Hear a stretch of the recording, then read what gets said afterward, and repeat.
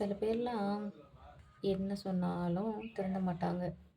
நமக்கு தொல்லை குடுத்துட்டே தான் இருப்பாங்க. அவங்க தொல்லை குடுக்குறத நம்ம தடுக்க முடியாது. ஏன்னா, அது அவங்களுடைய நேச்சர். நம்ம என்ன பண்ணலாம்? அவங்க தொல்லை குடுத்தா, நம்ம அத கண்டுக்காம இருக்கலாம். மேலும் அவங்க தொல்லை குடுக்கும்போது, நம்ம அவங்களுக்கு ஏதாவது பதில் சொல்லலாம். ஆனா, நீங்க யோசிச்சு பாருங்களேன். ஒருத்தவங்க தொல்லை குடுக்குறாங்க. அதுக்கு நம்ம திரும்ப திரும்ப பதில் சொல்லிக்கிட்டே இருக்கோம் அப்படின்டா, அது ஒரு என்டர்டெயின்மெண்ட் மாரி அவங்களுக்கு ஆயிடாதா? அதனால ஒருத்தவங்க தொல்லை குடுத்தாங்கன்னா, அவங்களுக்கு நம்ம பதில் சொல்றதே என்ன கேட்டா வேஸ்ட்டு தான். நம்ம அதுக்கு பதில் சொல்ல தேவையில்ல. நம்ம அத விட்டு விலகி இருந்து, நம்ம வேலைகள பார்க்குறது தான் பெஸ்ட்.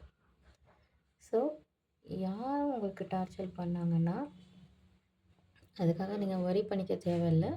நீங்க எந்த விதத்துலயும் நம்ம அத எதுவும் பண்ண தேவையில்ல. அதுதான் நான் சொல்றேன்.